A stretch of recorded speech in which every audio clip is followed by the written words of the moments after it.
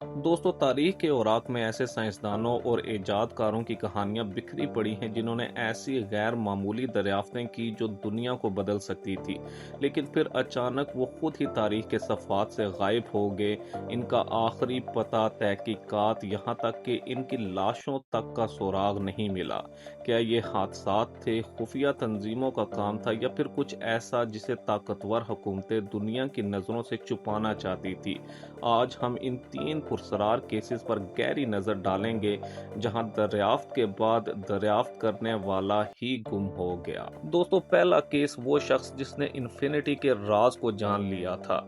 1930 की दहाई में निकोला टेस्ला के एक करीबी साथी और साइंसदान जे पॉल बेस्ट्रीम नामी एक शख्स ने बेस्ट्रीम रिएक्टर नामी एक आला बनाने का दावा किया। इनका कहना था कि ये आला एक किस्म की न्यूक्लियर फ्यूजन के जरिए बहुत ज्यादा तवानाई पैदा कर सकता है बगैर किसी ताबकारी के। ये दरअसल क्लीन एनर्जी का ख्वाब था। जबकि 1937 में बेस्ट्रीम ने अपने दोस्तों को बताया कि वो अपनी दरियाफ्त को पब्लिक करने वाले हैं, अगले ही दिन वो अपने घर से गायब हो गए। इनका सामान, नोटबुक, हत्ता कि इनकी कार भी वहीं थी। पुलिस और एफबीआर ने तहकीकात की लेकिन कुछ ना मिला। कयास आराइयां हैं कि तेल की कंपनियों ने इन्हें खामोश करा दिया या फिर हुकूमत ने इन्हें खुफिया प्रोजेक्ट पर काम करने के लिए उठा लिया, लेकिन सच्चाई आज तक एक राज है। दोस्तों, दूसरा केस उस साइंसदान का था जिसने थर्मो एलिमेंट बनाया था। 2001 में ऑस्ट्रेलिया के एक साइंसदान जेरार्ड शेफर ने एक ऐसी थर्मो इलेक्ट्रिक डिवाइस बनाने का दावा किया जो बहुत कम गर्मी से बहुत ज्यादा बिजली पैदा कर सकती है। इसे शेफर थर्मो एलिमेंट कहा गया। अगर ये सच होता तो ये तवानाई के बहरान का खात्मा हो सकता था, लेकिन 25 सितंबर 2001 को शेफर ने अपने सरमायाकारों को एक हतमी मुजाहरे के लिए बुलाया। अपनी कार से अपना आला निकालने के लिए जाते हुए वो अपने दोस्त से कहता है कि मैं अभी आता हूं, और वो कभी वापस नहीं आया। इसकी कार खुली पड़ी थी, इसका पूरा सामान, पासपोर्ट और बटवा इसकी कार में ही था। वो हवा में गायब हो गया। क्या ये कारोबारी दुश्मनी थी? क्या इसने वाकई कोई खतरनाक काम कर लिया था, या फिर सबसे डरावना क्यास, क्या इसकी इजाद ने काम किया और किसी नाकाबिले फहम हादसे का सबब बनी? इसका खानदान आज भी जवाब की तलाश में है। दोस्तों, तीसरा केस उस रियाजीदान का था जिसने परफेक्ट कोड तोड़ दिया था। 2007 में कनाडा के रियाजीदान और कंप्यूटर साइंटिस्ट जेम्स डेविडसन ने एक न्यूज ग्रुप पर ऐलान किया कि इसने ऐसे एल्गोरिदम्स दरियाफ्त कर लिए हैं जो खुफिया निगारी के जदीद तरीन तरीकों को तोड़ सकते हैं। इनमें से एक SSL और TLS कोड थे जो बैंकिंग और फौजी मवासलात की बुनियाद हैं। इसका मतलब ये था कि वो दुनिया की सबसे महफूज मवासलाती लाइनों को तोड़ सकता था। 11 अगस्त 2007 को वो एक हवाई सफर पर जाने वाला था। वो अपने घर से निकला और कभी एयरपोर्ट तक नहीं पहुंचा।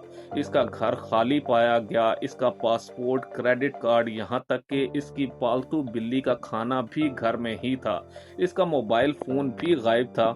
सरकारी बयान में कहा गया कि वो अपनी मर्जी से गायब हुआ, लेकिन साइबर सिक्योरिटी के माहिरीन का ख्याल है कि किसी फौजी एजेंसी या खुफिया इदारे ने इसे इसके इल्म की वजह से उठा लिया होगा। दोस्तों, हर दरियाफ्त तवानाई, मवासलात या बुनियादी साइंस में से किसी बड़े मुफाद के लिए खतरा थी।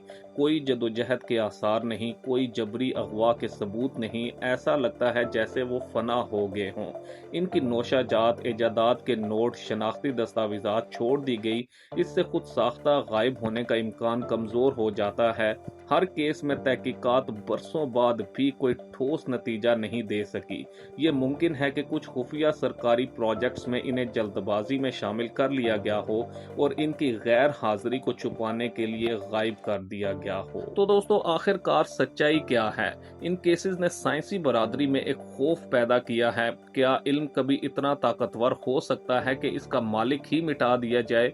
ये कहानियां हमें दोनों तरह के सच की तरफ इशारा करती हैं।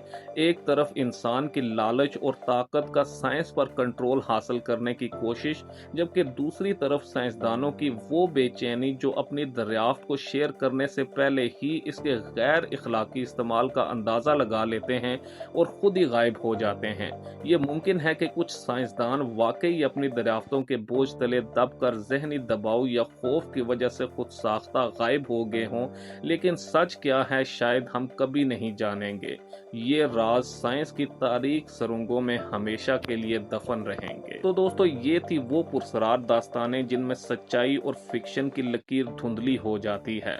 क्या आप समझते हैं कि ये महज इत्तेफाक है या फिर एक ऐसा पैटर्न जिसे हम डर की वजह से तस्लीम नहीं करना चाहते?